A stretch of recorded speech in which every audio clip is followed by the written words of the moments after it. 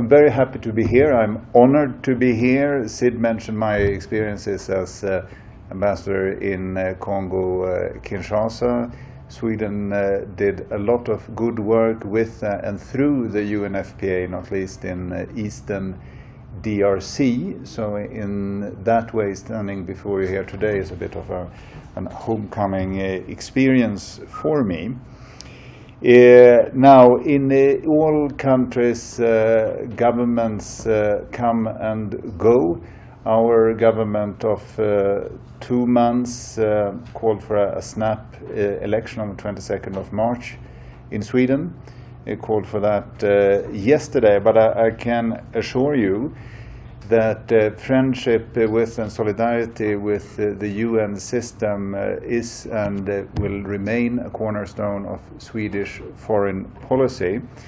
And I am proud to be able to say that I represent a country that is perhaps not the biggest country in Europe, but despite that, we're the 4th largest donor of humanitarian aid globally.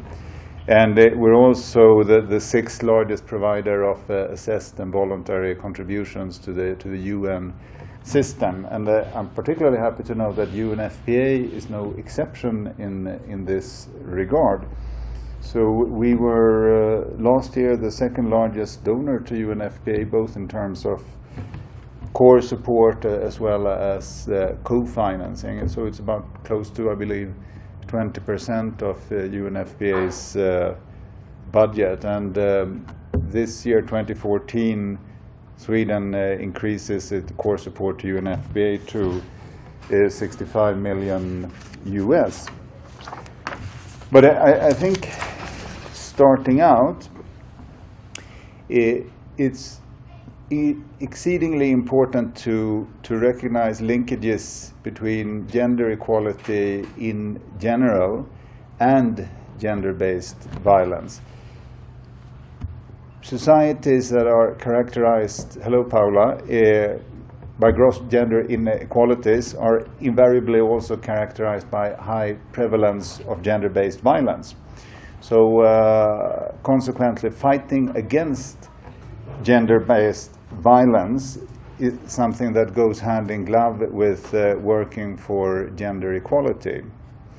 And given that gender-based violence is one of many symptoms of oppressive gender structures, it's not surprising that virtually all countries, and my own country, Sweden, is certainly one of them, face this challenge. It is exactly what Sid said, that these are challenges that we're all facing together in all our respective countries.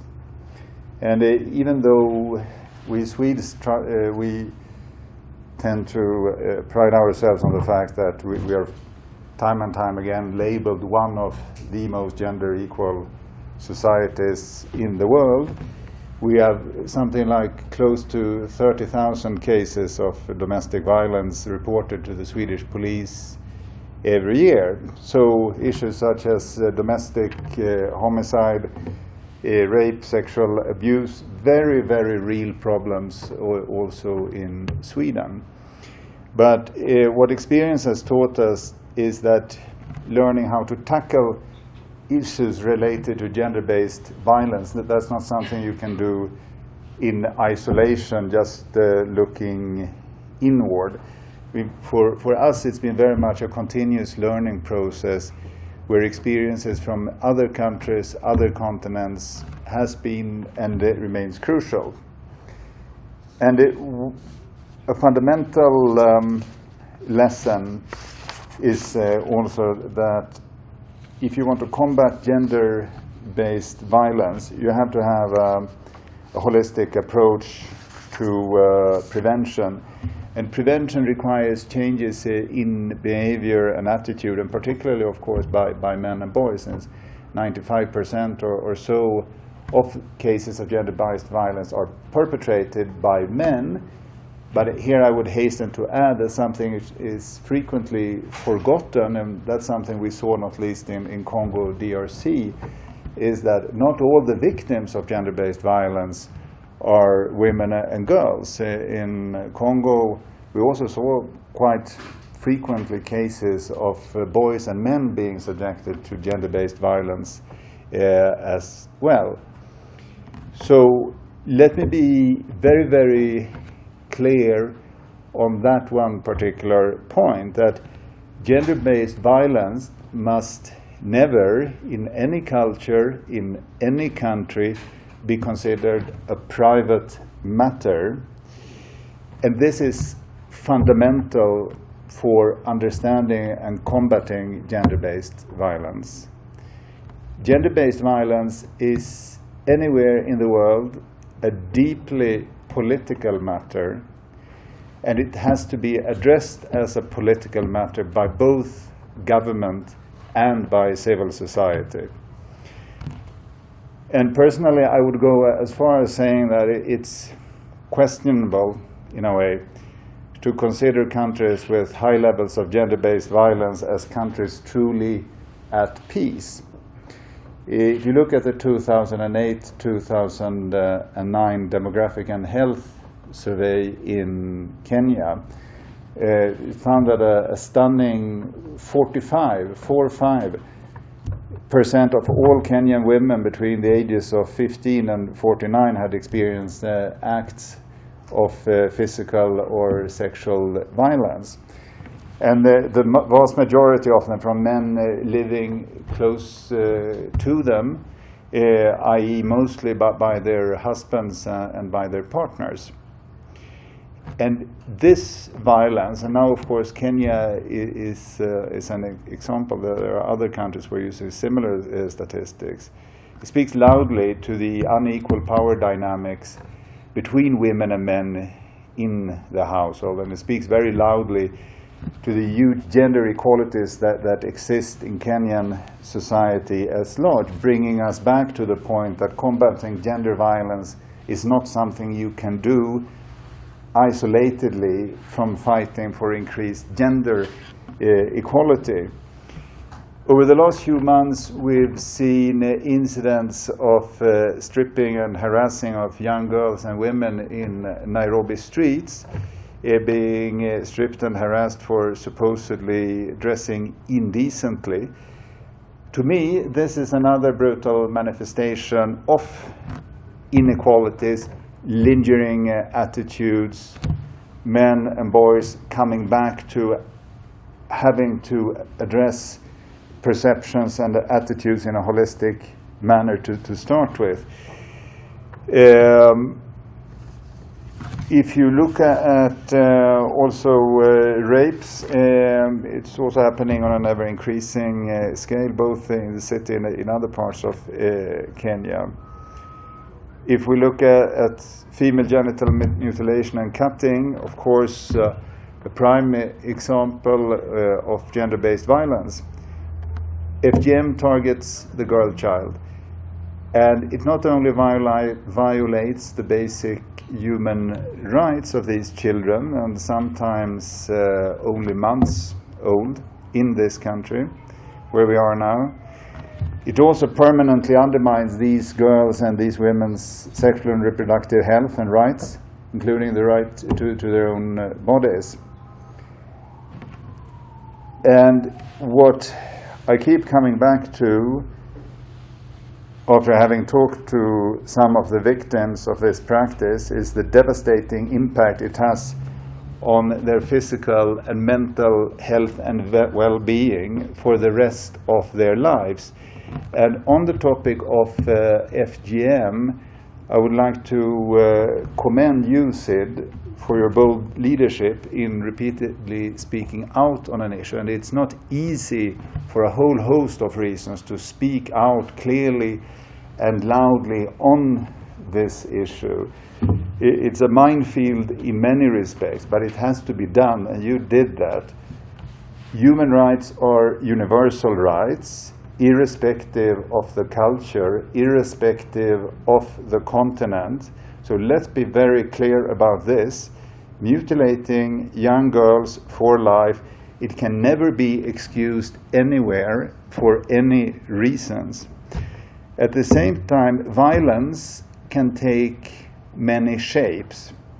And spontaneously, when we hear references to gender-based violence, I think we associate it with domestic abuse, with the gross examples that we see in Eastern DRC, in many war zones all over the world, including in Europe. I've heard horrific testimonies from women who lived through the civil war in Bosnia in the mid-90s. But there are other forms of gender-based violence, and to my mind, I think it's time to address issues of high rates of maternal mortality as a form of institutionalized gender-based violence. And I say institutionalized because high rates of maternal mortality is anywhere in the world ultimately the consequence of political priorities in health. And again, our friend Sid came back recently, a few days ago, from Mandera, that we've come to associate tragically with recent very bloody terrorist attacks against Kenyan civilians. But dear friends, in Mandera, the maternal mortality rate is 3,795 deaths per 100,000 live births. 3,795 deaths. That means that maternal mortality rates in Mandera are higher than in Sierra Leone. It means that maternal mortality rates in Mandera are, I think, 3 times the estimate of maternal mortality rates in Somalia. And this is nothing less than an institutionalized form of gender-based violence. And Sid's work, the UNFPA representatives' work on FGM and maternal mortality in Kenya, despite the challenges, despite the sensitivities associated with these issues, this is exactly the kind of moral leadership that the Swedish government has over the years come to associate with UNFPA.